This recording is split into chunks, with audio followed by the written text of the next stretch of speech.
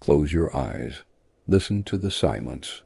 Not the silence of your room, but the silence of a world without us. A world that existed for billions of years under a silent sun and a silent moon. The silence of deep time. Now listen again. In that vast, ancient quiet you can hear something new. A footstep. A breath. The sound of a creature that is small and slow and has no claws, no fangs, no shell.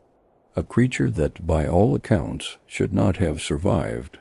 This creature is us. This is the story of how that fragile creature, full of fear and wonder, began to change everything. It's not just a story of dates and inventions. It's the story of the human mind waking up. It's the story of how we stopped being the hunted and started becoming something else. We were born into a game we did not design. The rules were simple. Find food, avoid being food, and survive until the next sunrise. For millions of years we played this game and barely held on. But then something changed. We didn't just play the game. We started to rewrite the rules. We began to see the world not just as it was, but as it could be. This is the story of our technology. But technology isn't just wires and screens. It is the very first time a desperate hand reached out and shaped the world to fit its will. It started not with a bang, but with a thought. And that thought began with two simple, powerful things. A piece of stone and a spark of fire. Part 1. The spark of fire and stone. Imagine a world without sharp. A world where the only way to break something, to cut, to tear, was with your own weak teeth and soft fingernails. Imagine trying to eat an animal you'd found, struggling with its thick hide. Imagine trying to dig for roots in earth as hard as rock. The world was tough, covered in hide and bark and shell. We were soft. Our earliest ancestors, walking beneath the vast African sky, were surrounded by giants and hunters. They lived in a world of terror. They were not at the top of the food chain. They were not even in the middle. They watched the lions with their teeth like daggers. They saw the falcons with their talons like hooks. They fled from the cave bears and the dire wolves. They had nothing. They were scavengers. They lived in the margins. They followed the great hunts from a distance, waiting for the powerful predators to finish their meals. Then they would dash in, a trembling, frantic group, to grab whatever scraps of meat and marrow were left, always looking over their shoulders. The game was stacked against them. Life was short, and it almost always ended in violence. They needed a new move, and then one of them saw it. It wasn't a special rock. It was a common, dull piece of flint, or perhaps obsidian. But in that moment, perhaps 2.5 million years ago, a new connection sparked in a new kind of brain. The rock was not just a rock. It was a potential. Imagine that first hand wrapping around the stone. Imagine the other hand finding another rock. Imagine the thought. Not just to smash, but to shape. To strike not with random anger, but with purpose. The crack of impact. A flake shears off, then another. A new shape emerges from the old. A shape that fits the hand. A shape that has a point. A shape that has an edge. An edge so sharp it could do what no nail or tooth could. This was the old Darwin chopper. It was the simplest tool imaginable. But it was the single most important invention in the history of life. It was the first time a mind had imposed its will onto the inanimate world. With this new edge, our ancestor could slice through the thick hide of a fallen beast. They could scrape every last shred of meat from its bones. They could crack those bones open and reach the rich, fatty marrow inside, a powerful food for a growing brain. They could sharpen a simple stick into a spear, a tool for defense. This was not a tool. This was the idea of a tool. It was the first time we looked at the world and said, "You will be what I want you to be." This one idea, the hand axe, would be our most important technology for 1,000,000 years. 1,000,000 years. Think of that. How many empires, religions, and languages rise and fall in that time? For us, there was only this, the sharp stone. It was our first power-up. We were no longer just the weakest things on the savannah. We could process our own food. We could defend ourselves, even if just a little. The sharp stone was the key, and it unlocked the first door of our long journey. We had a tool, but we were still not safe. Survival was not just about food. It was about the night. And the night was cold, and the night was full of terror. For our ancestors, the setting of the sun was the end of the world. They called it the forever dark, perhaps. The warmth of the day vanished, replaced by a deep, dangerous chill that seeped into their bones. And in the dark came the eyes, the sounds of the hunters who owned the night, the cough of the leopard in the tall grass, the snap of the hyena's jaw just beyond the clearing, the terrifying silence of the great cats. All our ancestors could do was huddle together in caves or climb high into the branches of trees, trembling. They would listen to the roars and the screams of the night, waiting, just waiting, for the gray light of dawn. They knew fire. Oh, they had seen it. They called it the red flower, maybe. It was a thing of pure terror. It came from the sky in a flash of lightning, and it ate the forest. It roared. It was wild. It was death. But it was also warm. They had felt its heat from a safe distance, and they noticed something else. The animals, even the greatest hunters, the lions and the bears, were afraid of it. They stayed away, and one day, perhaps after a great storm, a branch was left smoldering, a single glowing ember. The red flower was not roaring but sleeping, and a new thought sparked. The most dangerous and most brilliant thought we had ever had. What if we didn't run from it? What if we kept it? Imagine the courage of that first person, to conquer the inborn terror of flame, to reach out a hand not to the cold stone but to the living fire. Imagine them scooping up that smoldering branch, feeling its strange heat, feeding it dry leaves, watching it wake up, realizing, I can control this. I can make it. They brought it back to the cave. They built a small circle of stones, and for the first time in the history of the world, the darkness did not win. The fire changed everything. It was a shield. The predators no longer crept to the mouth of the cave. They stayed back, their eyes glowing in the distance, confused and afraid of this small, soft creature that now held the power of the sun. For the first time, we had a safe haven. We had a perimeter. We had control. It was a sword. We could now use the fire. We could harden the tips of our wooden spears in the flames, making them as deadly as a tusk. We could attach our stone points to them. We were no longer just prey. We could use fire to hunt. A team of us holding torches could drive herds of animals off cliffs or into traps. We could coordinate. We were becoming a force, and it was a revolution for our bodies. We began to cook our food. This may have been an accident at first. A piece of meat dropped into the flame. A tuber pulled from the hot ashes. What they tasted was a miracle. Food that was once tough, stringy, and hard to digest, like raw meat or fibrous roots, became soft and sweet and rich with energy. Cooking is external digestion. It breaks down food before it even enters our bodies.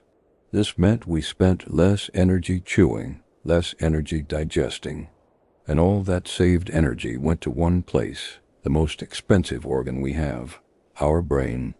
Over hundreds of thousands of years, this new diet of cooked food changed us.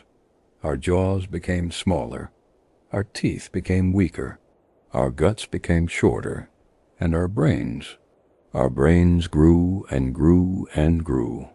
We were becoming human, one cooked meal at a time. But the greatest change was the night itself. The night was no longer a time of blind terror. It became a time of community. For the first time, we gathered. We sat around the circle of light and warmth. We were safe. We were together. The hunt was over. The food was cooking. What was there to do? We looked at each other. We had time. Time to think. Time to talk. The hunters who had once used simple grunts and gestures, danger, look, come, now had to plan more complex things. Tomorrow you will go to the ridge. I will wait by the river. We will use the fire to drive the deer between us. This required new tools.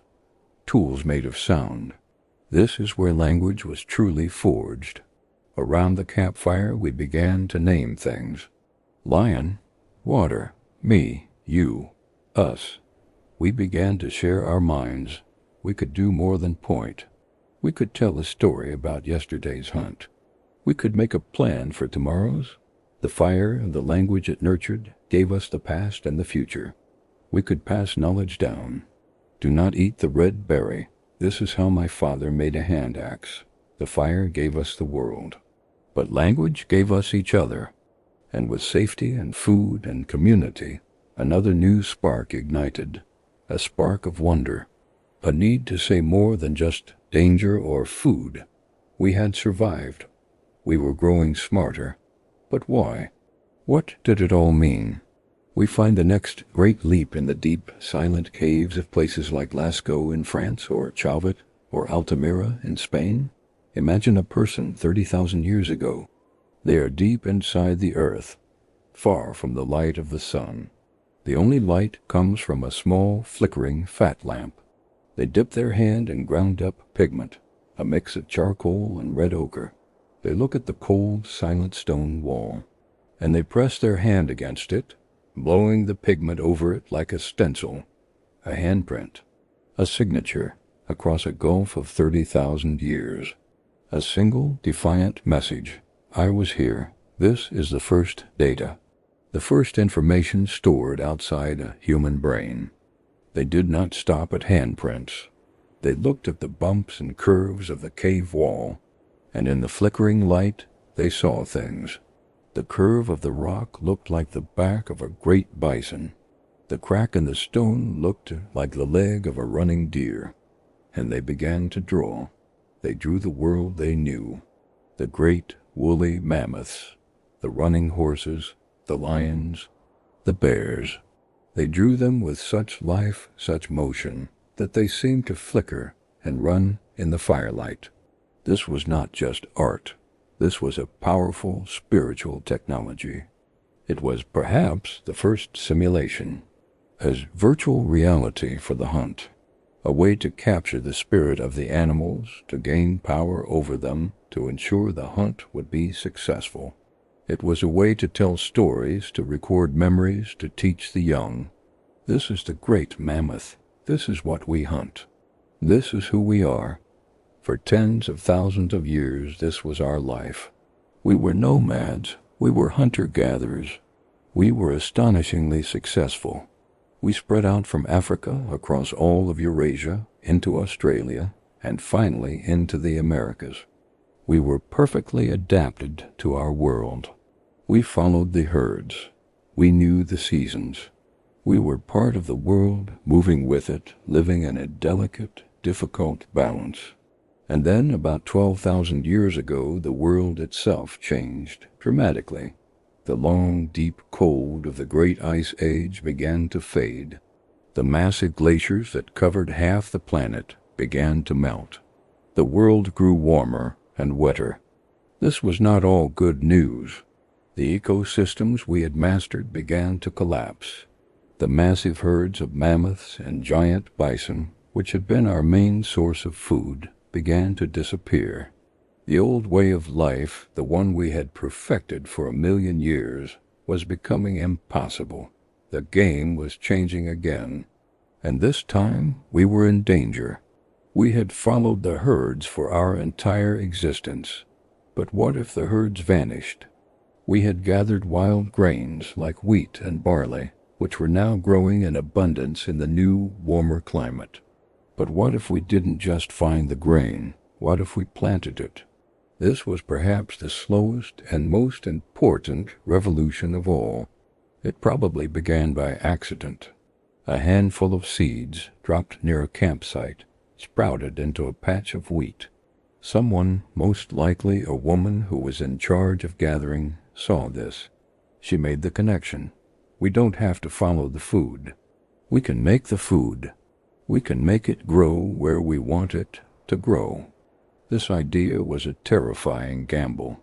It meant giving up the freedom of the hunt, the life we had always known. It meant staying in one place all year long to tend to these fragile, demanding plants. It meant back-breaking work, clearing fields with stone axes, digging the ground with sticks, guarding the tiny shoots from birds and animals, and waiting and praying for rain. It was a new kind of prison, but it offered a new kind of reward, surplus. For the very first time, we could grow more food than we needed for one day. We could harvest it all at once, and we could store it. We could fill baskets and clay pots with grain that would last all winter. And if we were staying in one place to guard our plants, we needed better homes. We stopped using caves and temporary huts made of branches. We built houses. We learned to mix mud and straw to make bricks and dry them in the sun. We learned to fire clay in a kiln, making it waterproof, creating pottery for storage. We built walls. We built the first villages. And we began to tame animals. That suspicious wolf that lurked near our fire, drawn by scraps, slowly became a partner. We fed it. It guarded our camp. It helped us hunt. It became the first dog, a bridge between our world and the wild. We captured wild goats and sheep and pigs and cattle. We stopped hunting them. We started keeping them. We put them inside fences. We became shepherds and herders. Life was no longer a daily hunt. It was a yearly cycle. Planting in the spring, tending in the summer, harvesting in the fall. And in the winter, for the first time, we had security. We had a permanent home. We had a reliable supply of food. The population, which had been small for 1,000,000 years, began to grow. The little villages became bigger villages. We had solved the problem of food. We had solved the problem of shelter. We were, in many ways, safer than we had ever been. But this new life, this new technology called agriculture, had created a new set of problems. Problems we had never ever encountered before. What happens when you have 100 people, and then 1,000 people, all living in one place? Who is in charge? Who owns that field? Who owns the grain in the storage hut? What happens if someone steals it? What happens if one person's goats eat another person's wheat? How do you divide the water from the river? Who builds the village wall? Who gets to live inside it? The game had changed completely.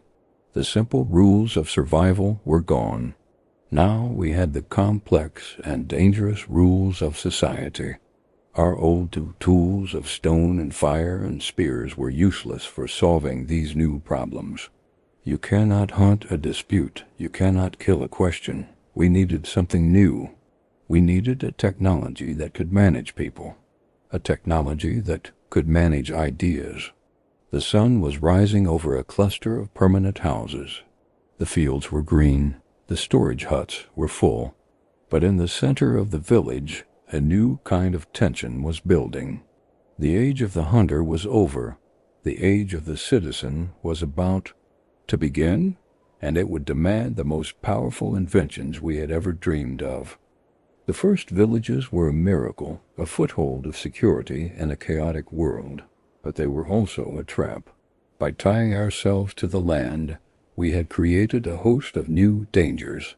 A single drought, just a few rainless months, could turn the green fields to dust, could wipe out an entire year's work and leave 1,000 people to starve.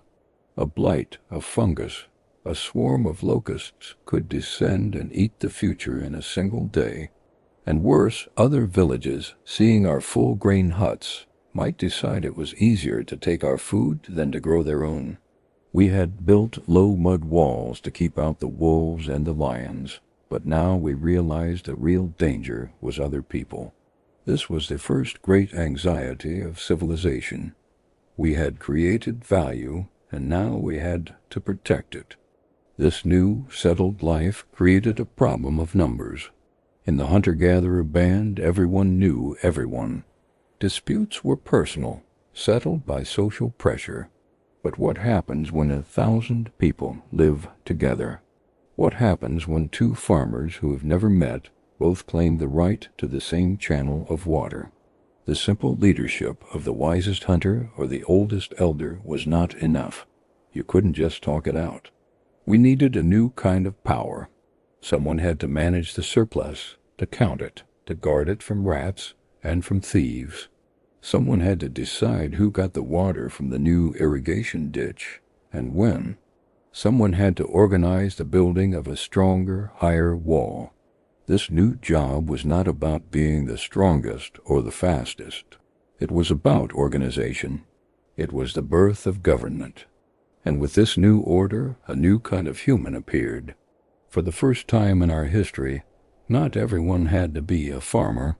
The food surplus, that precious grain stored in the central hut, was a new form of energy. It could be controlled by the new leaders, and it could be used to pay people for other skills.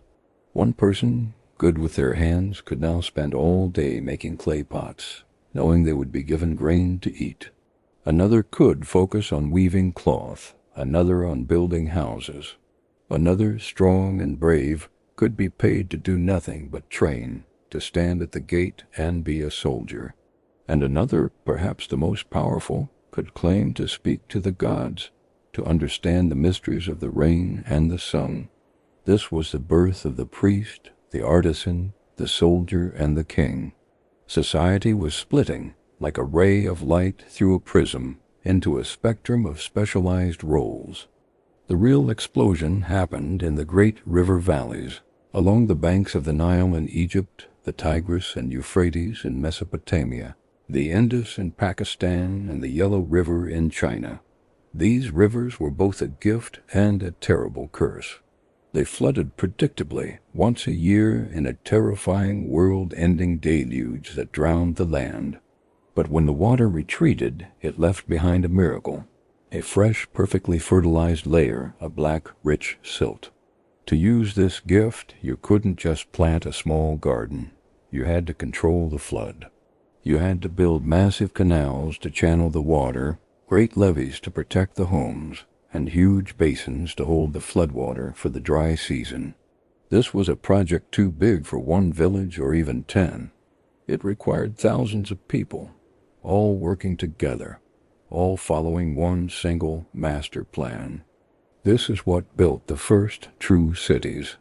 To manage these colossal public works, a central power was absolutely necessary. A leader who was no longer just a village chief, but now a king, with the authority to command the labor of thousands. These giant settlements, like Uruk in Mesopotamia, were not just big villages. They were a completely new kind of human habitat. They were home to 10, 20, even 50,000 people. They were jungles of mud brick, sprawling for miles, filled with the noise of hammers, of animals, of shouting merchants. And most importantly, they were filled with strangers. This was the great psychological shift. For the first time, you could walk all day and be surrounded by people you did not know, all bound together, not by family, but by a shared reliance on the grain, the water, and the king. But this new, massive complexity created the biggest problem of all. How does the king's new government keep track of everything? How do you know who paid their tax in grain? How much wheat is in the central storage and how much is promised to the soldiers? How many days did that man from that district work on the canal? The human memory, which had been enough for a small tribe, was now completely, hopelessly overwhelmed. The new managers, the first bureaucrats, must have been in a state of panic. We had built a system more complex than our brains could handle. We had outgrown our own biology. We needed an external brain. We needed to invent memory. The solution began simply in wet clay. A merchant in Sumer might send a shipment of 10 goats to another city. He would send with it a small, sealed clay ball, a bulla. Inside that ball, the recipient would find 10 small clay tokens, each one shaped to mean goat. It was a physical receipt, a contract you could hold in your hand. But this system was clumsy. You had to break the ball to check the contents. Eventually, some brilliant, frustrated accountant had a brighter idea. Why put the tokens inside? Why not just press the tokens into the outside of the wet clay to show what was inside? And then the final leap. Why use the tokens at all? Why not just use a sharp stick, a stylus, and draw the picture of a goat, and then make 10 marks? This was the birth of writing. From these simple pictures called pictographs evolved the world's first true script, cuneiform. The Sumerians realized they could make marks in the clay with the end of a reed, creating wedge-shaped symbols. It was faster than drawing pictures. And then came the greatest insight of all. They realized a symbol didn't have to mean a thing, like a goat. It could mean a sound. A picture for a head, which was saggy in Sumerian, could be used to mean the sound sag in any other word. This was the rebus principle, the key that unlocked language. Now, anything that could be said could be written. For the first time, a human thought could live outside the human mind and travel across time and space. This was the ultimate tool of control.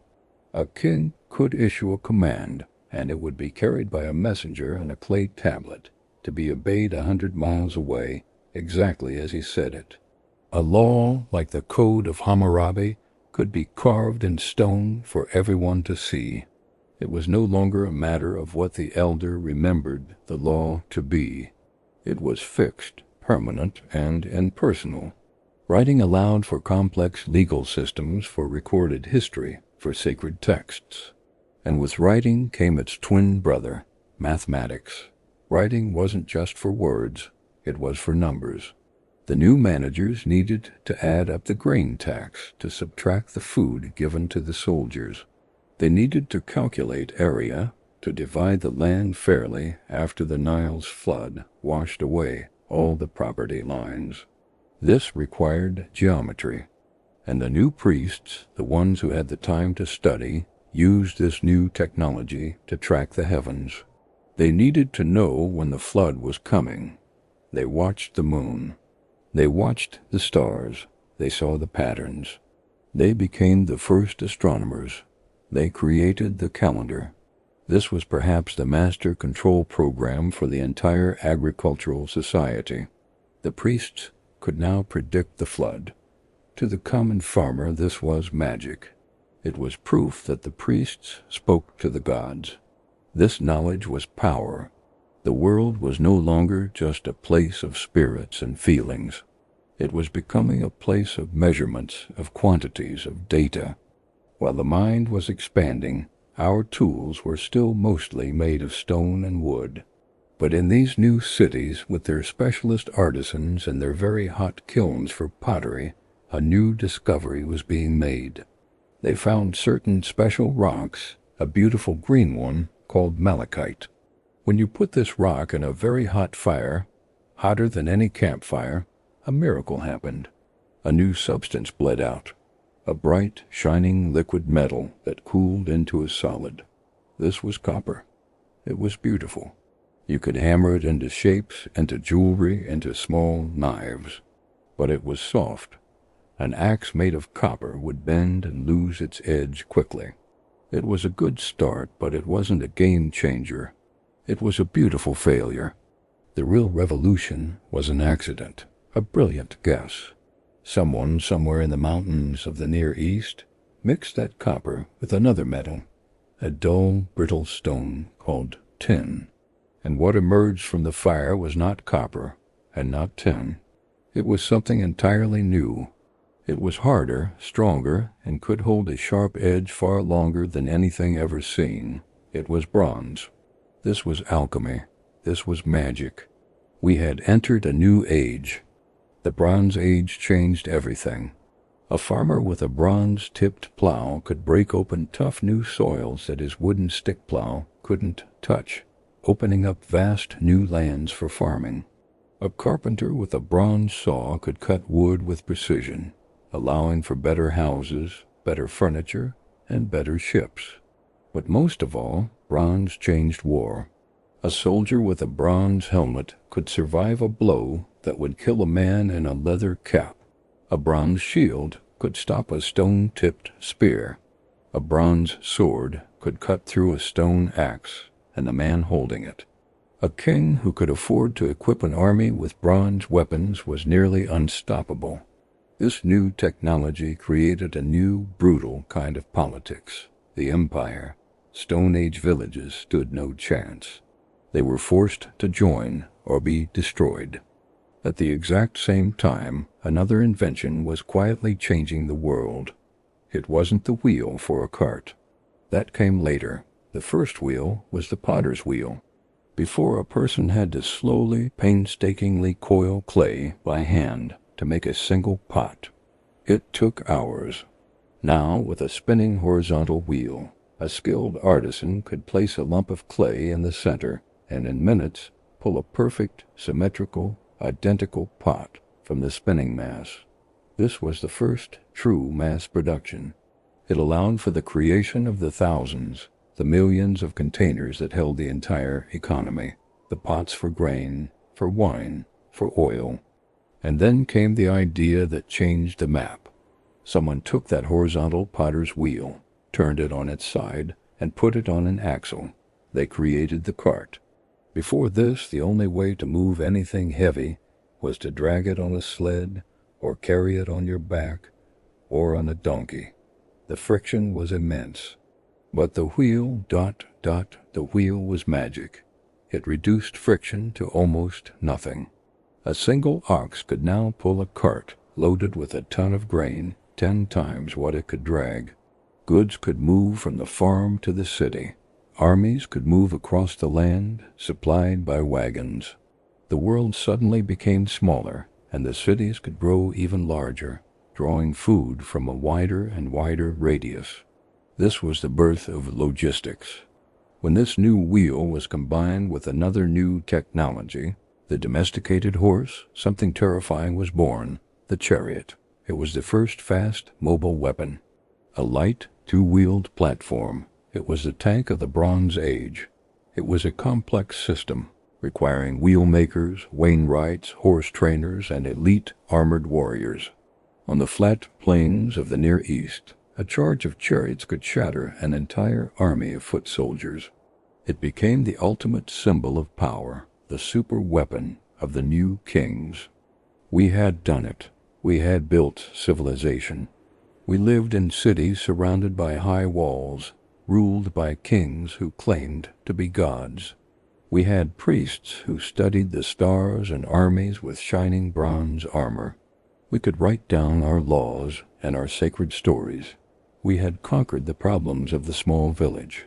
But in doing so, we had unlocked a new, terrifying level of the game. The king who organized the canal was also the king who could send 1,000 men to die in a war over a border dispute. The writing that recorded the harvest also recorded the names of slaves. The bronze that made a better plow also made a more efficient spear. We had built a world of incredible power and incredible inequality, and the first great empires were beginning to look at each other across the new borders, their bronze swords in hand, wondering who would rule this new world. Part 3. The Age of Empires and Iron. The world of bronze was a world of gods and kings. It was a magnificent, glittering machine, but it was also incredibly fragile. The entire system, from the god-king in his palace to the farmer in the field, was run by a vast bureaucracy of scribes. These scribes tracked every single jar of oil and every single bushel of wheat. This was the palace economy, a top-down command structure. It all depended on a complex and delicate trade network that crisscrossed the known world. The copper for the swords and helmets might come from Cyprus, but the tin, which was the truly magical ingredient, was unbelievably rare. It had to be hauled overland by donkey caravan or on perilous sea voyages. It came from the deep mountains of Afghanistan or perhaps even from the distant, fog-shrouded coasts of Britain. This trade was controlled by the palaces. This made bronze a metal of the elite. It was astronomically expensive and rare. The common farmer still used a fire-hardened wooden stick to plow, or he used a chipped stone axe to cut his wood. The common soldier, if called up for war, had a leather cap and a simple wooden spear. All the power and real technology was concentrated in the hands of the tiny few who could afford the bronze. This world was a glittering pyramid, but its base was made of clay, and it was about to be turned upside down. Sometime around 1200 BC, a catastrophe happened. We still don't fully understand its scale or its precise cause. Historians call it the Bronze Age collapse. It was not a slow decline. It was a sudden, violent, and complete unraveling. In a single generation, all the great empires of the eastern Mediterranean were wiped from the earth. The powerful Hittite Empire in Anatolia, with its mighty chariots, vanished. The Mycenaean Greeks, the heroes of the Trojan War, were gone. Their fortress palaces were burned. The great trading cities of the Levant, like Ugarit, were turned to ash. The palace economy shattered. The complex trade routes evaporated. The art of writing itself was forgotten in many places, like Greece, for hundreds of years. The population of the world crashed. It was as if the game had been reset, violently and completely. The world fell into a profound, dark age. But what caused this civilization-ending collapse? It was a perfect storm. There is clear evidence of massive climate change, a period of drought. This prolonged drought caused widespread famine. The rivers dried up and the crops failed. The palace economies, which relied on massive surpluses, became brittle. They had no margin for error. This famine set entire populations in motion, creating waves of desperate refugees and raiders. Among them were the mysterious invaders the Egyptians desperately fought, a confederation of tribes they called the Sea Peoples. But these invaders had a secret. They were wielding a new, disruptive technology. It was a new metal, forged in furnaces much hotter than any used before. They had learned to unlock the most common, ordinary reddish-black rock in the world. They had learned to make iron. Unlike bronze, iron is not rare. It is the fourth most common element in the Earth's crust. It is in the dirt under our feet. The problem was never finding it. The problem was making it. It required a completely new kind of furnace, a bloomery that had to be built. This furnace was painstakingly built of clay and stone, and fed with charcoal and air from bellows to reach a blistering, white-hot 1500 degrees Celsius. This was a heat that could melt bronze, but not iron. Iron was never truly melted. It was worked, beaten from a spongy bloom of metal and slag. This was done by a blacksmith who had to be part shaman, part engineer. The secret, once learned, could not be put back in the box. This new metal changed the world precisely because it was not special. It was cheap. It was abundant. It was a democratic metal. A king could no longer monopolize it. Any village blacksmith with a good furnace, a strong arm, and the right knowledge could make it. This new technology ripped through the new, poor world of the Dark Age. For the first time, a common farmer could afford a metal tool. A farmer with a heavy iron-tipped plow, the karuka, could now break open the tough, wet, clay soils of northern Europe. These lands were completely useless in the Bronze Age. This new tool, pulled by a team of oxen, didn't just scratch the ground. It turned it. It brought new nutrients to the surface. It opened up an entire continent for agriculture. A farmer with a strong iron axe could clear forests. The food supply exploded. And in war, the old rules no longer applied. A king could now equip his entire army with iron swords and spears. The age of the few elite chariot warriors was over. The age of the mass infantry, the iron-wielding legion, the hoplite phalanx, had begun. From the ashes of the Bronze Age, new empires rose. These empires were built on this new, harder foundation of iron. The first were the Assyrians, from northern Mesopotamia. They were a brutal, disciplined, and terrifyingly efficient war machine. They used their iron tools to perfect a new, horrifying kind of technology, siege warfare. Before a city with high walls could wait out an army, that army would eventually starve or leave. The Assyrians built siege engines, giant battering rams with iron heads, and mobile, multi-story towers. These towers could roll up to the walls and unload soldiers onto the ramparts. They employed specialized corps of engineers to dig under city walls. This would cause the walls to collapse. They were the first to treat war as a science, a combined arms operation. But their greatest weapon was psychological. They used terror as a deliberate policy. They carved massive, detailed stone reliefs in their palaces, broadcasting their cruelty. These reliefs showed kings being flayed alive, pillars of impaled bodies, and mountains of skulls. They also practiced mass deportation. They uprooted entire populations and scattered them across the empire to break their spirit. They built an empire from Egypt to the Persian Gulf. It was bound together by iron, engineering, and pure, calculated fear.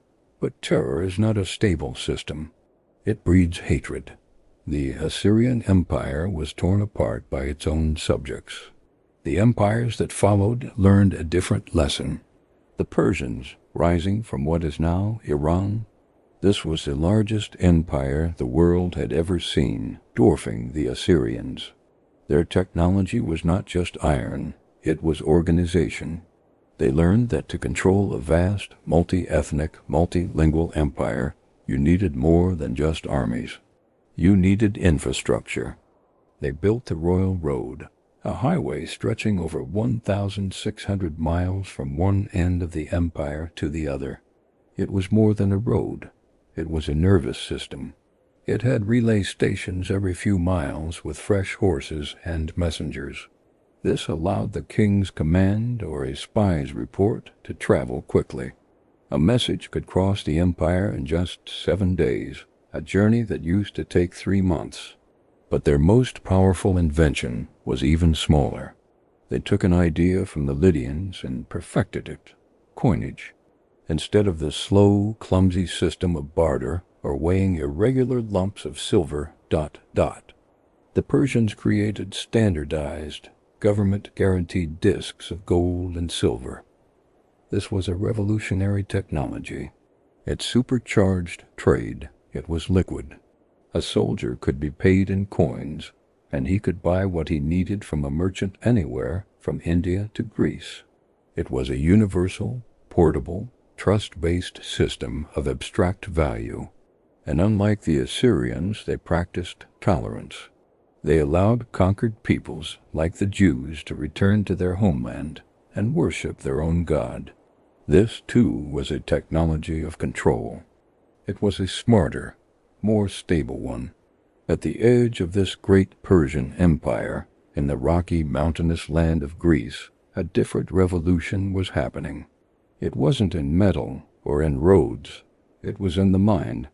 The Greeks had borrowed a writing system from the Phoenicians, but the Phoenician script, like most Semitic scripts, only had symbols for consonants. The reader had to guess the vowels from context. The Greeks did something small, but with profound consequences. They took a few Phoenician symbols they didn't need and assigned them to vowels. This created the alphabet. This may seem like a minor update, but it was a complete game-changer. Cuneiform had hundreds of complex symbols. The alphabet had just 24. For the first time, writing was simple enough that it could be learned by almost anyone. It wasn't just for a specialized class of priests and scribes. A merchant, a soldier, or a farmer could learn to read. This new, easy-to-use thought technology of the alphabet had an explosive effect on the Greek mind. More people could read and write. Knowledge was no longer the sole property of a priestly class. Ideas could be written down, shared, and argued with. This new literacy fueled a new kind of thought. In the city of Athens, they invented democracy, a new social technology for organizing a city. Citizens could debate and vote on the laws, which were written on stone for all to see. They invented philosophy. Men like Socrates, Plato, and Aristotle. They began to ask new, dangerous questions. Not, what are the gods angry about? But what is justice? Not how did the world begin? But what is it made of? They invented formal logic, a set of rules for thinking. This was the birth of science, of a world where human reason, not divine revelation. This was the primary tool for understanding the universe. This Greek focus on logic also led to a revolution in mathematics. It wasn't just for counting grain or building ramps anymore. Men like Pythagoras and Euclid turned it into a pure abstract system. They weren't satisfied with knowing that a 3-4-5 triangle was a right angle, as the Egyptians did. They wanted to know why. They invented the proof, a step-by-step argument from pure logic. It showed the relationship between the sides of all right triangles. This was a truth that was absolute, perfect, and eternal. This abstraction, this search for underlying principles, would become a secret engine. It would drive all future scientific and technological advancement. Later, geniuses like Archimedes would bridge this gap. He used abstract mathematics to invent real-world machines. The lever, the pulley, the Archimedes screw for moving water, and legendary war machines. These machines held off the Roman army. And while the Greeks were inventing these mental tools, another power was rising to their west. A small, muddy city on the Tiber River was inhabited by a people who called themselves Romans. They were not, at first, great inventors or philosophers, but they were the most amazing engineers the world had ever seen. The Romans' genius was not in creating new ideas, but in perfecting and scaling them. Their first great technology was the road. The Persians built one road. The Romans built a network of 50,000 miles of straight, paved superhighways. They were built in layers like a modern road, with a deep foundation of stone, a layer of gravel, and a top coat of paving stones, cambered for drainage. They were not built for merchants. They were built for the army. A Roman legion could march at full speed, in perfect formation, in any weather. This was a technology of speed, of control, of power projection. All roads lead to Rome was not a metaphor. It was a military fact. But to build their cities, the Romans needed another miracle, and they found it. They discovered that by mixing a certain volcanic ash, called Pozzolana, they mixed this ash with lime and water to create a material that was liquid at first, but dried as hard as rock. It was concrete. And unlike stone, it could be poured into any shape. It could even set underwater. This was a building revolution. Using concrete and the arch, the Romans could build things the Greeks and Egyptians could only dream of. The arch, which redirects weight outwards, let them build bridges. These bridges spanned wide, raging rivers. By stacking the arches one on top of the other, they built the aqueducts.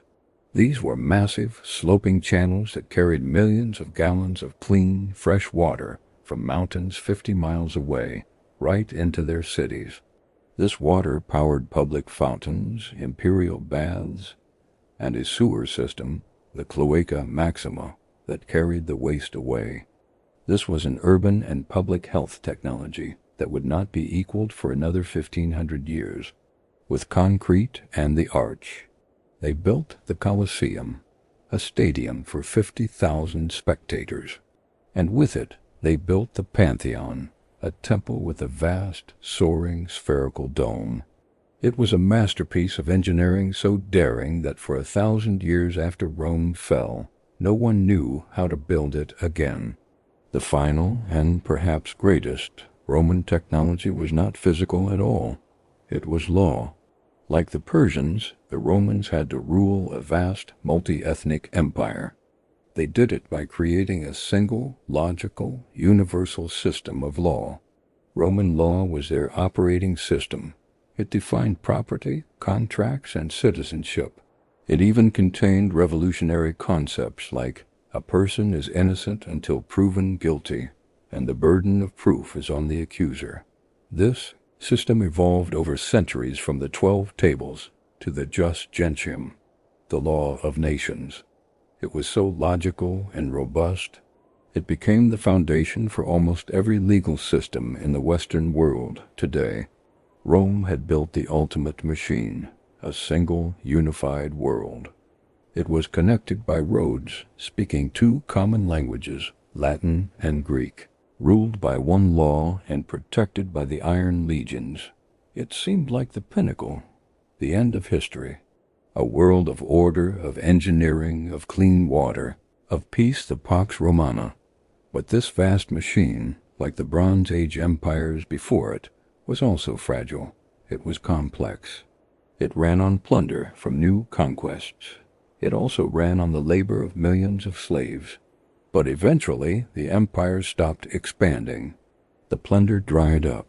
It grew so big that its borders were thousands of miles long. Defending them from the barbarians, who had also learned the secret of iron, was expensive. The system grew rigid.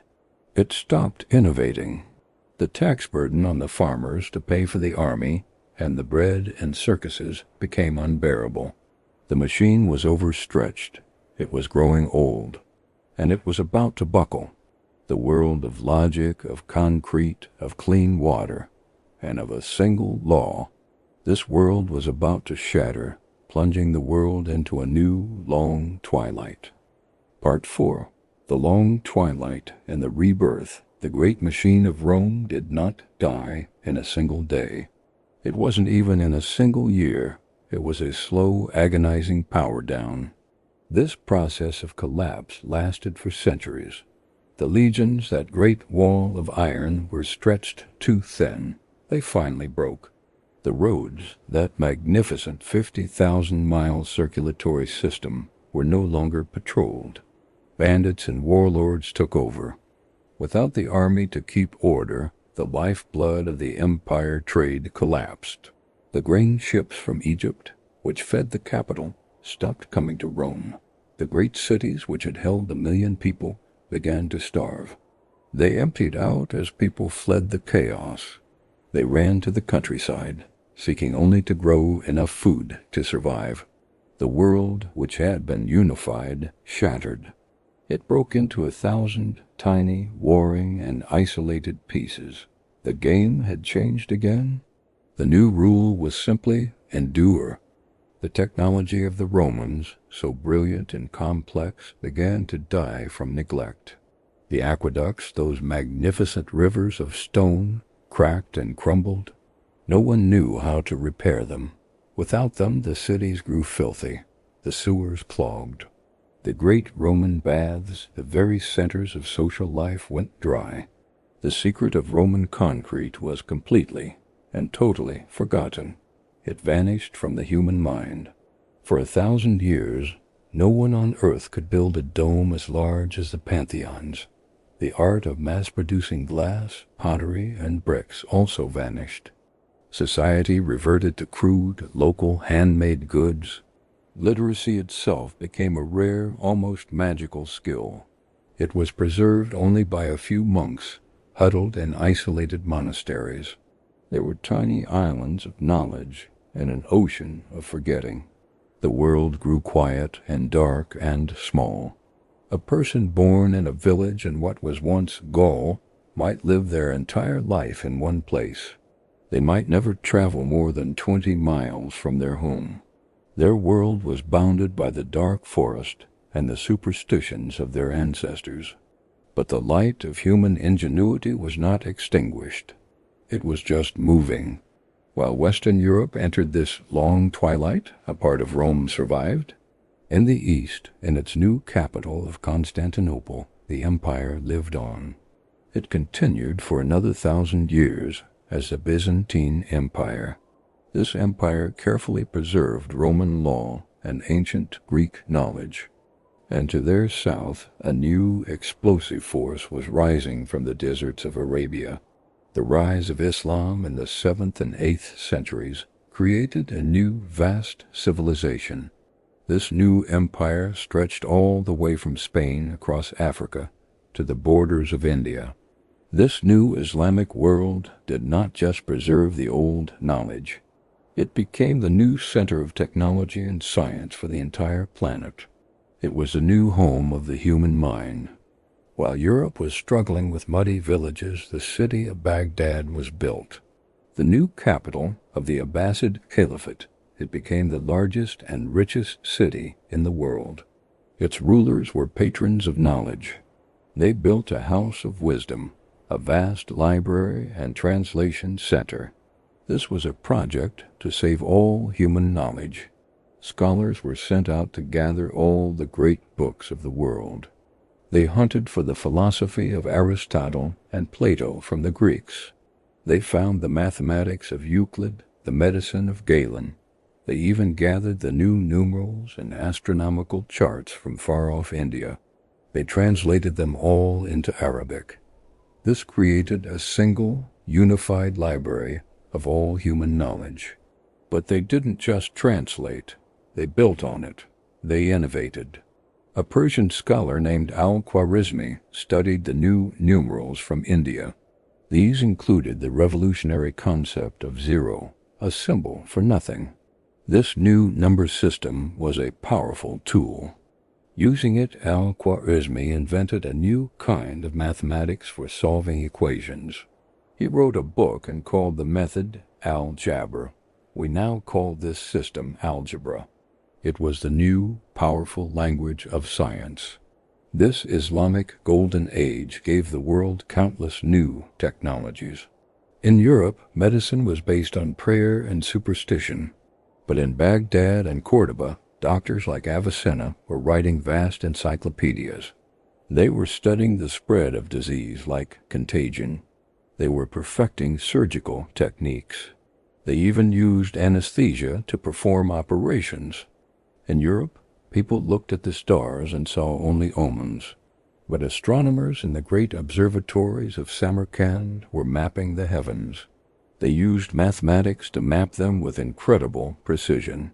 They even corrected the errors of the ancient Greek astronomers. The engineer al-Jazari, in what is now Turkey, wrote the Book of Knowledge. He invented dozens of amazing mechanical devices. These included water-powered pumps and, crucially, the crankshaft. This was the first device to convert rotary motion to linear motion. It is the basis for all modern machinery, from the car engine to the steam train. And the great physicist Al-Hazen in Cairo studied light. He was the first to prove that we see because light enters our eye. The old Greek idea was that our eyes sent out rays. Al-Hazen proved this wrong with experiments. He invented the scientific method. This is the idea of testing a theory with a repeatable physical experiment. This was the key that would unlock the modern world. Meanwhile, back in the darkness of Europe, a different revolution was happening. It was not in palaces or libraries, which barely existed. It was happening in the fields. It was a revolution in food. The Romans had used a simple, light scratch plow. This was fine for the dry, sandy soils of the Mediterranean. It was useless against the heavy, wet, dense clay of northern Europe. Sometime in this dark period, a new invention appeared. It was a heavy plow or carruca. This was a monster of iron and wood. It had a heavy iron tip to cut the earth. It had a vertical blade, a coulter, to slice the ground, and it had a mold board. This was the key. It turned the soil over instead of just scratching it. This single invention unlocked the entire northern continent. It opened up millions of acres of fertile new land. It was a food revolution, and it was the first slow step out of the darkness. But this new, heavy plow needed immense power to pull. Oxen were strong, but they were very, very slow. Horses were fast, but you couldn't use them to plow. The Roman yoke, which worked for an ox's neck, would simply choke a horse. If a horse pulled too hard against the old harness, it would suffocate. Then came another quiet, revolutionary invention, the horse collar. This brilliant new design was padded and rested on the horse's strong shoulders. It didn't touch its windpipe. Suddenly, a horse could pull 4 or 5 times the weight it could before. A single horse could now do the work of a team of oxen, and it could do it faster. This simple change, along with the iron horseshoe for protection, made the horse the new engine of agriculture and transport. More food could be grown faster. More goods could be moved. The population, for the first time since the fall of Rome, began to grow. Europe was slowly, very slowly, coming back to life. With a growing population, Europe desperately needed a new source of power. The old Roman world had run on the power of human and animal muscle. It ran on the backs of millions of slaves. The medieval world, with its new Christian ideas about labor, found power in nature.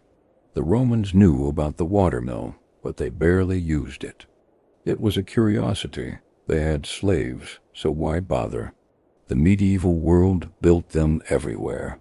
They were built on every river and stream. By the year 1086, in England alone, there were over 6,000 watermills. They were not just for grinding grain, though they did that. They were a true industrial engine, the first in history. Millwrights, the new engineers of the age, were geniuses of mechanics. They used complex systems of wooden gears and cams. These cams converted the wheel's rotary motion into a hammering motion. They used water wheels to power everything. They powered giant saws to cut logs into lumber. They powered huge bellows for new, hotter iron furnaces. This trip hammer was used to pound and clean textiles, fulling. It was used to tan leather and to crush ore. It was even used to run the first machines for making paper. Paper was a new technology, a secret that had come all the way from China. This was the first time in human history non-human, non-animal power was being harnessed on a massive industrial scale. This was a new relationship with energy. This new combination, the heavy plow, the horse, and the watermill, created a food surplus. This was the first reliable food surplus in Europe for centuries, and with surplus came towns. People no longer had to farm, they could gather to become merchants and craftsmen. And with towns came trade. The roads were busy again. And with trade came ideas. The ideas that had been saved and perfected in the Islamic world began to trickle back into Europe. They came through the trade hubs in Muslim-controlled Spain and Sicily. They came back with the returning crusaders from the Holy Land. Europe rediscovered the lost books of Aristotle and Euclid. These books were translated from Greek to Arabic to Latin to study these new, difficult and dangerous ideas, a new institution was born. This new technology of learning was called the university. In places like Bologna, Paris, and Oxford, scholars gathered.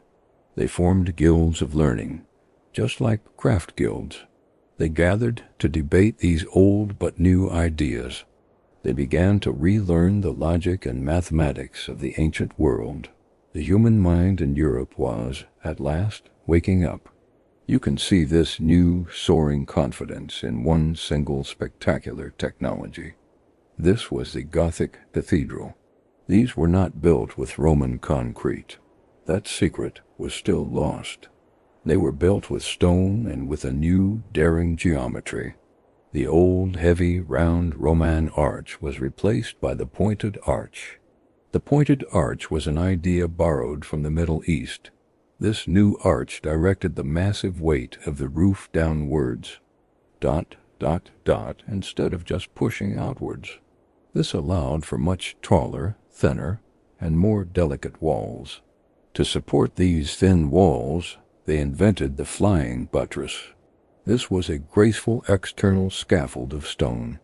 It acted like a giant hand, catching the weight and pushing it to the ground. This new system of engineering pointed arch plus flying buttress was a revolution. It allowed them to build structures that seemed to defy gravity. They were skeletons of stone. They were designed for one purpose, to hold a new technology, stained glass. The walls were no longer for support. They were for light. These buildings were engineering marvels. They were a civilization teaching itself advanced physics and geometry, all in a competitive, glorious effort to reach for the light of God. And from even further east came the final world-changing sparks. They came from the Song dynasty in China. At this time, China was the most technologically advanced civilization on Earth. Chinese engineers had already perfected printing with movable type. They had been doing it for hundreds of years before Europe. They had invented gunpowder, using it at first for fireworks, then for rockets and bombs. And they had perfected the magnetic compass for navigation. These three technologies were the final pieces of the puzzle. They were carried west along the old Silk Road by traders and by the Mongols. The compass would allow European ships to sail out of sight of land. It turned the terrifying ocean from a barrier into a highway. It would unleash a new, global age of exploration. The gunpowder would make the stone walls of the feudal castle obsolete. A cannon could shatter a wall that had stood for 500 years. It made the iron armor of the knight completely useless. This one invention would end the medieval system of warfare forever, and the last technology, printing, would be reinvented in Germany. It would be perfected as the printing press. This was the most powerful of all. It would take the new knowledge from the universities, and spread it, not to a few dozen monks, but to millions of people. The long, slow climb was over.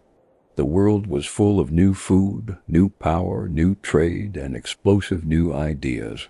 The stage was set for a total and complete rebirth. The long twilight was ending. A new, blindingly bright and dangerous dawn was about to break. Part 5. The Revolution of Steam and Steel. The stage was set. Europe had new food, new power, and new ideas. But it was one invention that lit the final fuse. It was the key that unlocked the modern mind. In Germany, around 1440, a goldsmith named Johannes Gutenberg had an idea. He knew about printing, but it was slow. Each page had to be carved from a single block of wood. He combined two existing technologies in a new way. The first was the wine press, a machine that applied strong, even pressure. The second was the metal punch used to make coins. He created movable type. Each letter was a separate, tiny block of hard metal. You could arrange the letters to spell anything. You could lock them in a frame. Then you would ink the letters, lay paper on top, and pull the press. In a minute you had a perfect page of text. Then you could print another, and another, thousands of copies. This was not just a new tool. It was an explosion. Before Gutenberg, a book copied by hand cost as much as a farm. Now, a book cost as little as a common tool. Information was unleashed. The first book printed was the Bible, but soon the presses were printing everything. They printed the lost books of the Greeks, Aristotle, Plato, Euclid. They printed new maps of the world based on new discoveries. They printed new theories about the stars. A single idea could now spread across a continent in weeks. Scientists in Poland could read the work of scientists in Italy. They could build on each other's ideas. The human mind was becoming a network.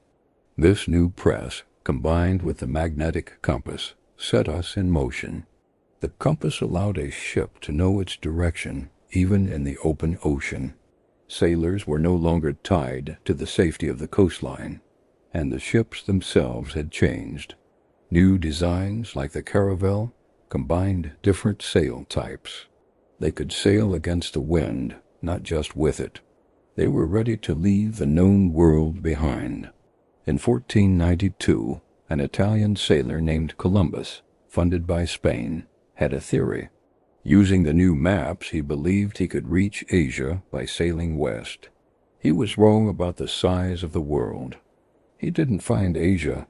He found something else. He found two entire continents, new and unknown to Europe. It was a collision of two worlds. This was the start of the global age. Portuguese sailors like Vasco da Gama sailed the other way. They rounded Africa and reached India by sea. The old trade routes were shattered. The world was suddenly and violently connected. This began the Columbian Exchange. Food from the Americas changed Europe forever. Potatoes, tomatoes, corn, and chocolate came to the old world. Potatoes, in particular, were a miracle food. They grew in poor soil and fed vast new populations. But the exchange went both ways. Europeans brought horses, pigs, and wheat to the Americas. They also brought diseases like smallpox. These new diseases, which Europeans had some immunity to, were devastating. They wiped out entire civilizations. It was an apocalypse for the native peoples. And from these new lands came a flood of wealth.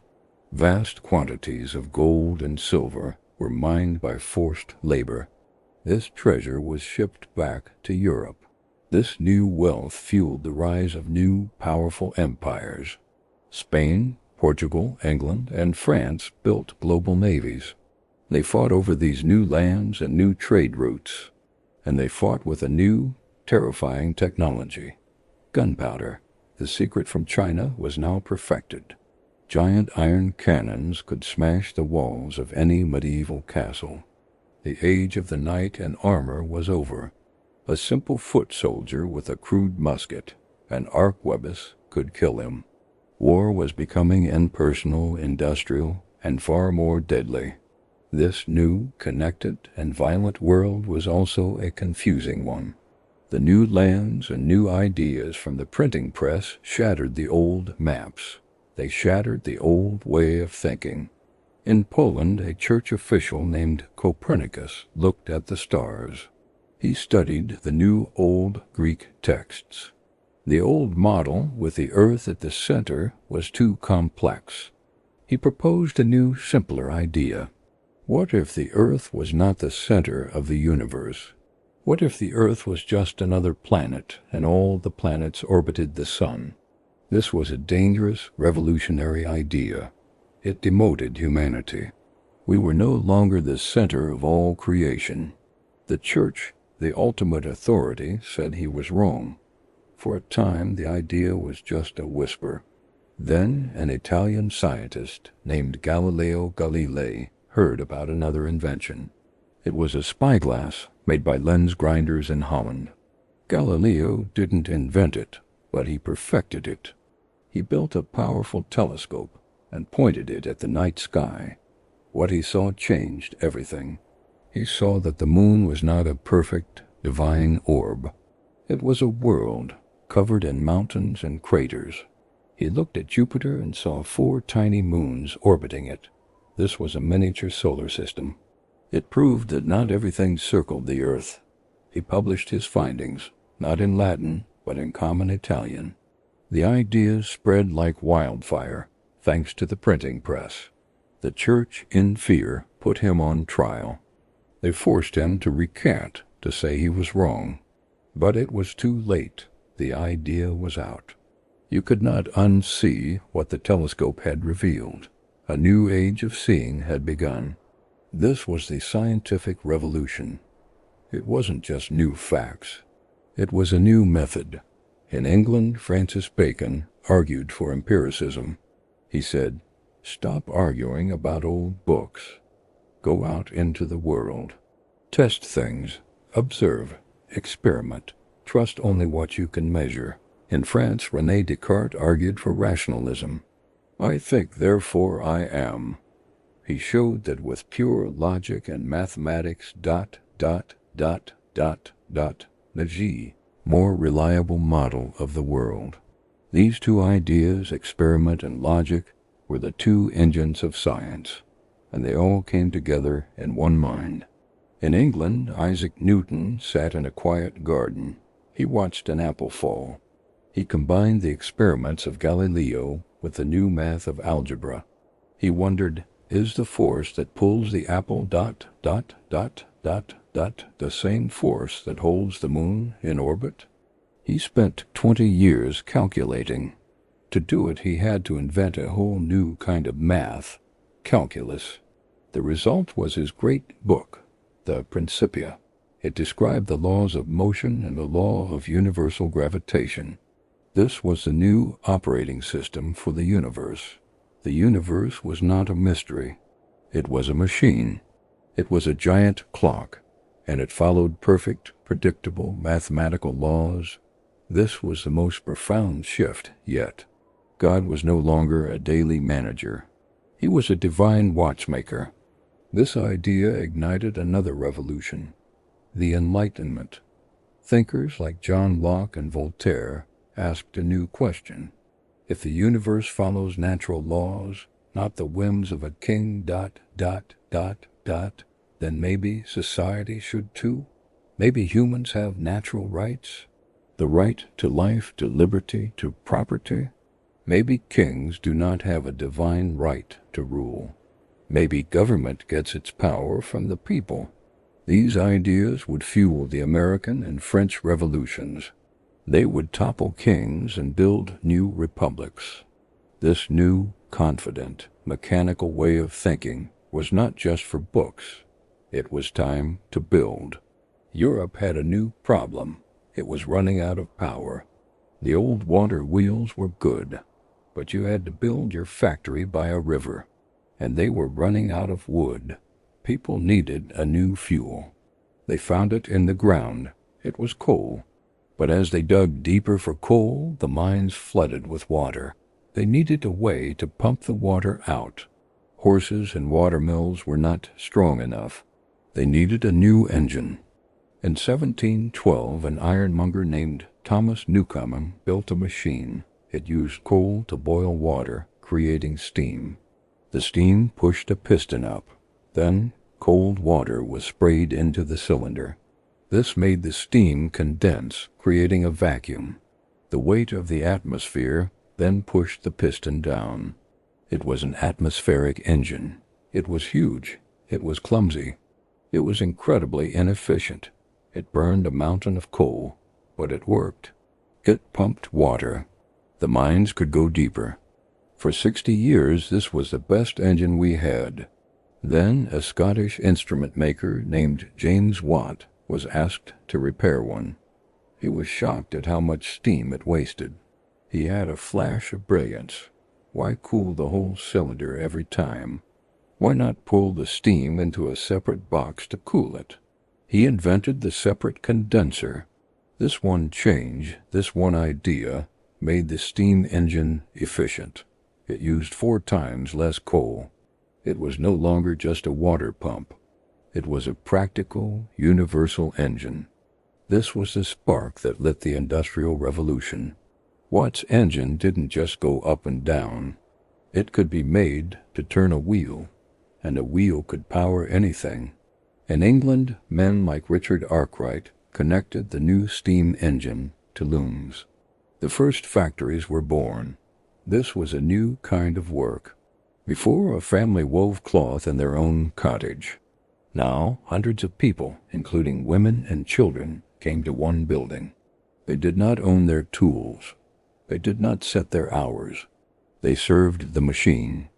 A new, massive social change was happening. People flooded from the farms to the new, booming industrial cities. Cities like Manchester and London exploded in size. But these cities were not ready. They were crowded, filthy, and polluted.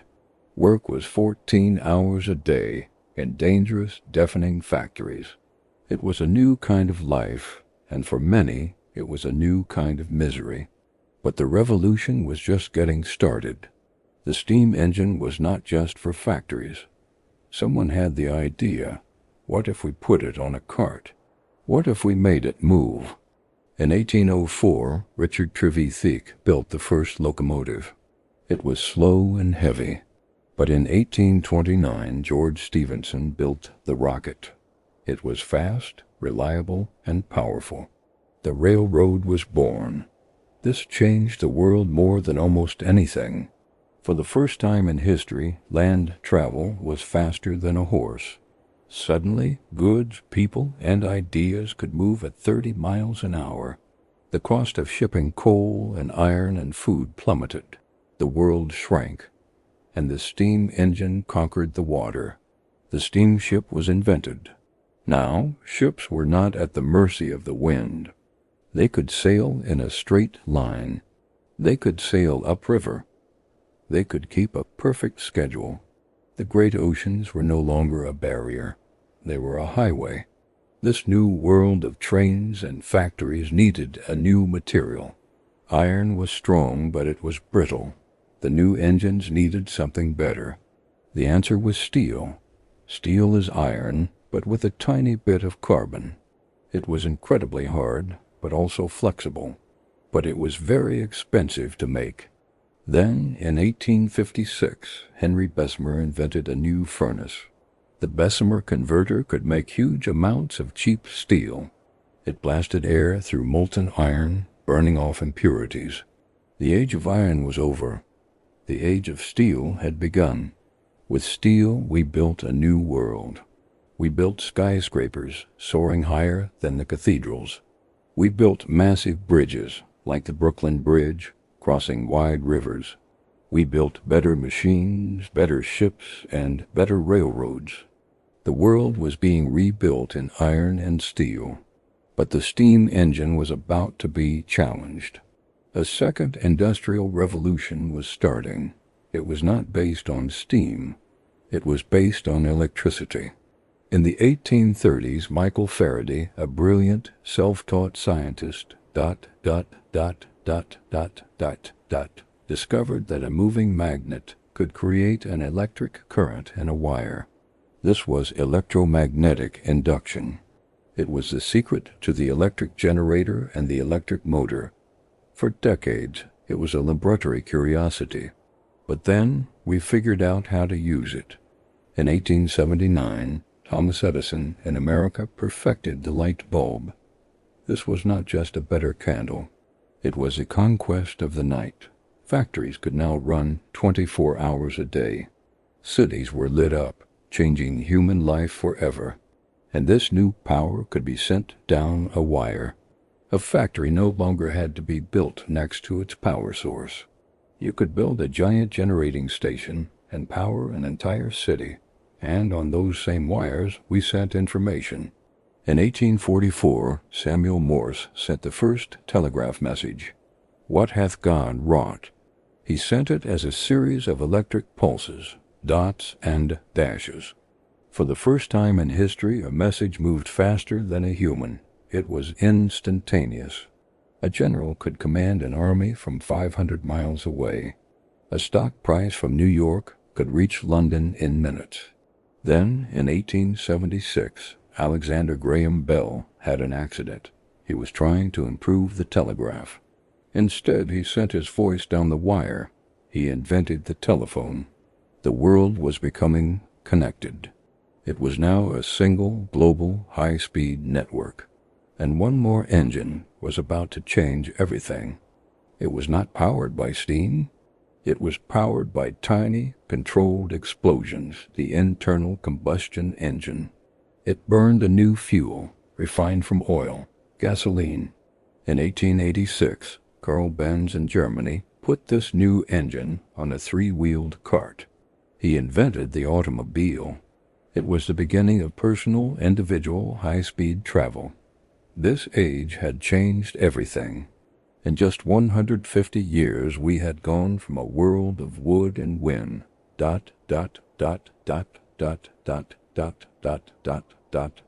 T. We had conquered distance and the night. But this new power had a dark side. The factories were brutal. The cities were slums. The new industries polluted the air and water. Nature was no longer a force to be feared. It was a resource to be consumed. We had conquered steam, steel, and electricity, but a new set of ideas was brewing. Ideas about the very, very small, the atom, and ideas about the very, very fast, the speed of light. The next level of the game was about to begin. Part 6. The Digital Dawn and the Future. The 20th century began in a burst of confidence. We had conquered the earth with our steam engines, our steel bridges, and our telegraph wires. We had lit the night with electricity. We felt we had finally, truly, understood the rules of the game. The universe, we believed, was a magnificent, giant clock, and Isaac Newton had given us the instruction manual. We believed that all that was left was to fill in the details. But we were profoundly, beautifully, and terrifyingly wrong. The new century was not about filling in details. It was about tearing up the entire rule book and starting over. The universe was not a simple clock. It was a place of magic, of terror, and of possibilities we had never dared to imagine. The first crack in the old foundation came from a young patent clerk in Switzerland named Albert Einstein. While reviewing applications for synchronizing clocks, he began to think about the one true constant in the universe, the speed of light. In 1905, his miracle year, he published a series of papers that completely rewrote physics. He proposed that time is not a universal river, flowing at the same rate for everyone. Time, he proved, is relative. It can bend and stretch. A person moving very fast will experience time more slowly than a person standing still. He also showed that space is not an empty stage, but a flexible fabric. 10 years later, with his theory of general relativity, he showed that space and time are woven together into one four-dimensional fabric, space-time, and this fabric is bent and warped by mass. Gravity, he said, is not a mysterious force. It is simply the shape of space-time. An apple falls to Earth because the Earth's mass has created a deep valley in space-time, and the apple is just rolling downhill. This was a profound, philosophical, and spooky new reality, and it came with a terrifying postscript. One of Einstein's equations, perhaps the most famous in history, was a tiny, elegant key. E equals mc squared. Energy equals mass times the speed of light squared. The speed of light is a colossal number, and the speed of light squared is almost beyond comprehension. What this equation meant was that inside every single piece of matter, inside a grain of sand, inside a drop of water, was a frozen, sleeping, and truly cosmic amount of energy. It was a power source so vast it would change the destiny of our species and the nature of war itself. It was the fire of the stars, locked away in the heart of the ordinary. At the exact same time, other scientists were trying to look in the other direction, not at the stars, but at the very small. They peered inside the atom, which we thought was the smallest, most fundamental building block. They were expecting to find a tiny, perfect, predictable solar system, like Newton's clock. They did not. They found a world of pure strangeness, a realm of ghosts and probabilities. They found a place where a particle, like an electron, does not have a location. It only has a probability of being somewhere. They found that a particle can be in two places at once. They found that light itself is both a particle and a wave. This was quantum mechanics. It was the new, bizarre, and deeply unsettling rule book for reality. The scientist Erwin Schrödinger proposed a thought experiment, Schrödinger's cat, to show how absurd it was. In this quantum world, a cat in a box could be both alive and dead at the same time, until someone opened the box to look. The very act of looking at the world, they discovered, changes it. Reality isn't real until we observe it. This new physics, both Einstein's relativity and the new quantum mechanics, seemed like abstract philosophy, a game for chalkboards. But it would not stay that way. It would soon be tested in fire. The first half of the 20th century saw the great, confident empires of steel and steam turn their new industrial power against each other. They fought 2 world wars. This was not war as it had ever been fought. It was industrial death. The trenches of World War I were a nightmare where 19th century tactics of men charging with bayonets were fed into the teeth of 20th century technology. The machine gun, a single weapon, could kill 1,000 men in an hour. Poison gas, another invention of science, choked the life from men in their muddy ditches. The airplane, which had been a carnival curiosity just a few years before, was transformed into a bomber, a machine for dropping death from the sky. The submarine, an invisible steel shark, changed the rules of the sea. It was the first time our technology had outpaced our wisdom so completely, and the final, ultimate horror came directly from Einstein's elegant equation. As World War II raged, scientists, many of whom had fled the tyranny in Europe, realized that a weapon could be built by unlocking the energy inside the atom. The Manhattan Project was a secret, desperate race against the Nazis to build it first. It was the single greatest industrial and scientific effort in human history. And in 1945, in the desert of New Mexico, they tested it. The atomic bomb was born. The lead scientist, J. Robert Oppenheimer, watching the first mushroom cloud boil into the sky, remembered a line from a Hindu scripture, "Now I am become death, the destroyer of worlds." For the first time we had the power to destroy not just a city, but our entire civilization. We had found the fire of the gods, and the world, in an instant, became a much more dangerous place.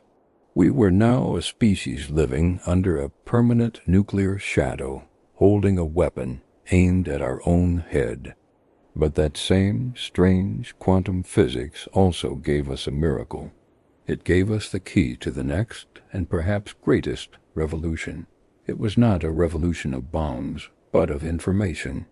It was invented at Bell Labs in 1947 by scientists who were using the new quantum rules to understand how electrons move through solid materials.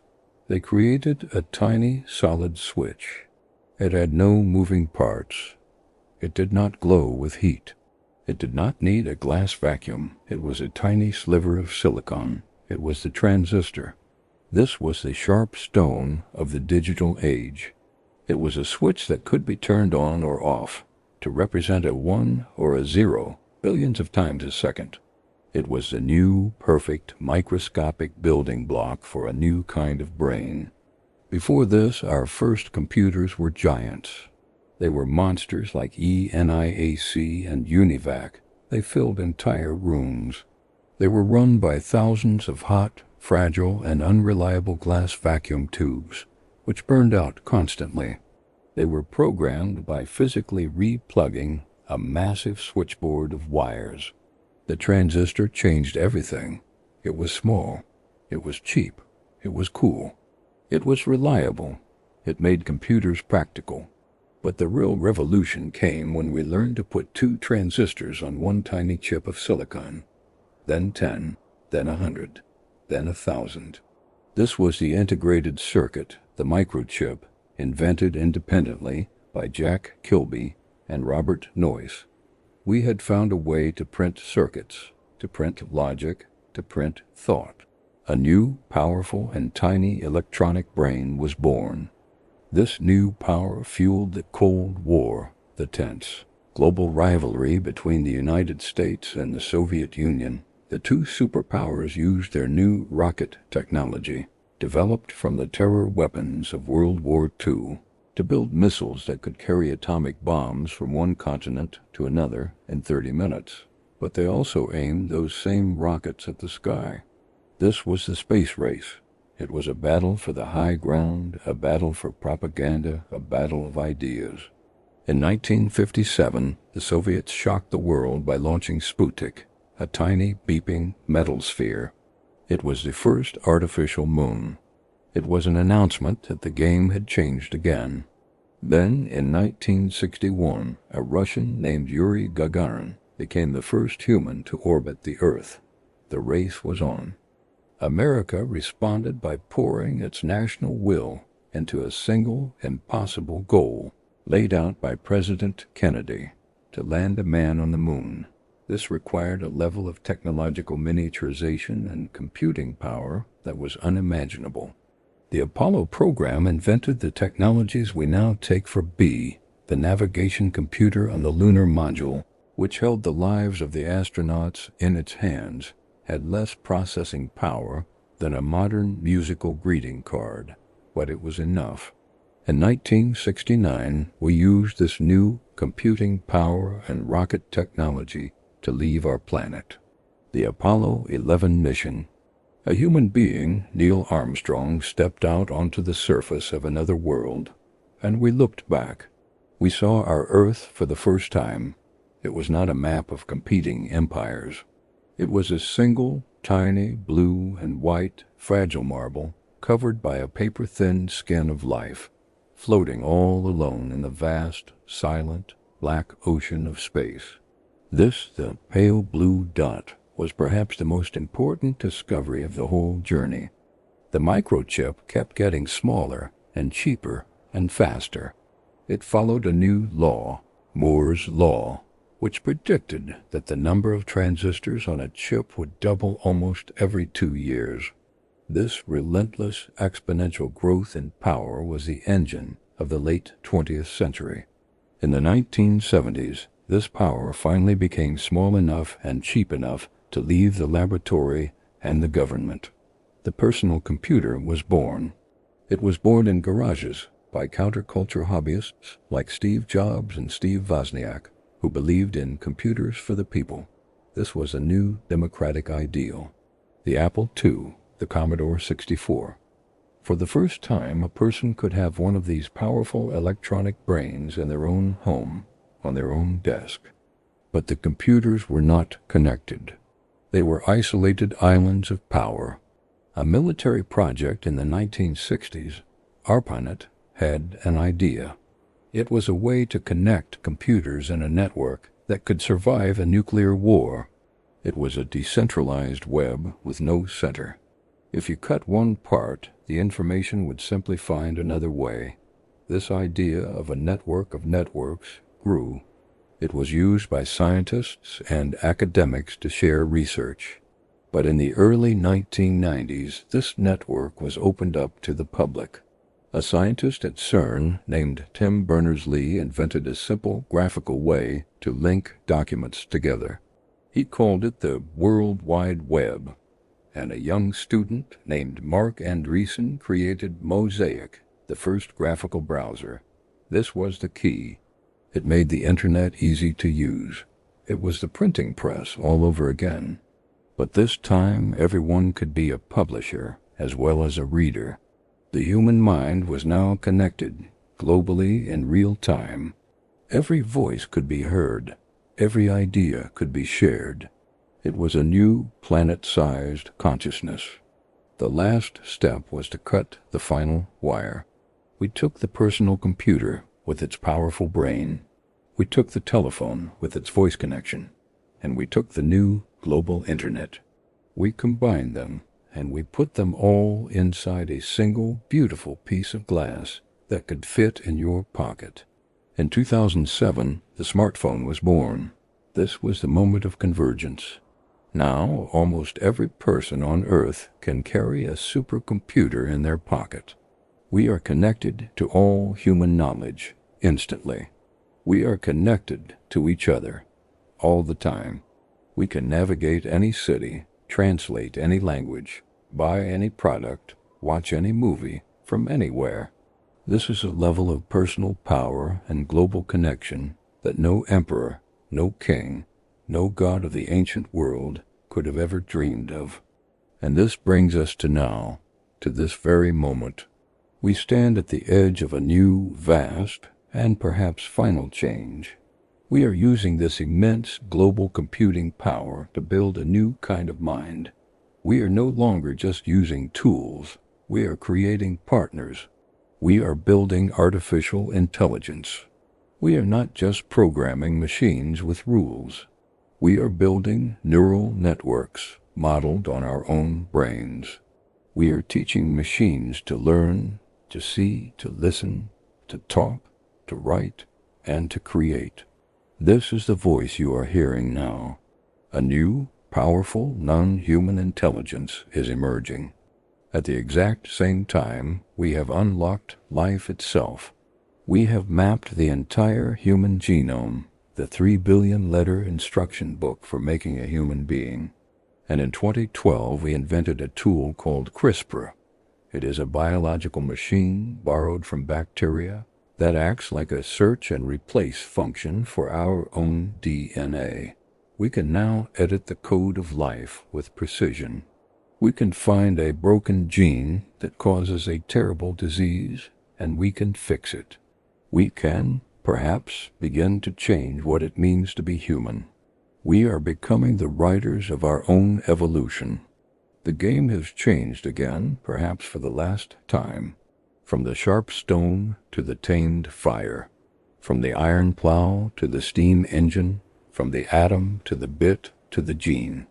This is the merger of the digital, the physical, and the biological. We are no longer just playing the game. We are designing it.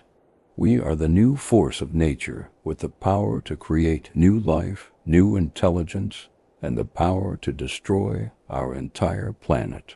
We have acquired the power of gods, but we still have the minds, the emotions, the fears, and the hearts of those fragile social creatures who so long ago huddled together in the cold, listening to the dark, and found comfort and safety in the light of the first fire.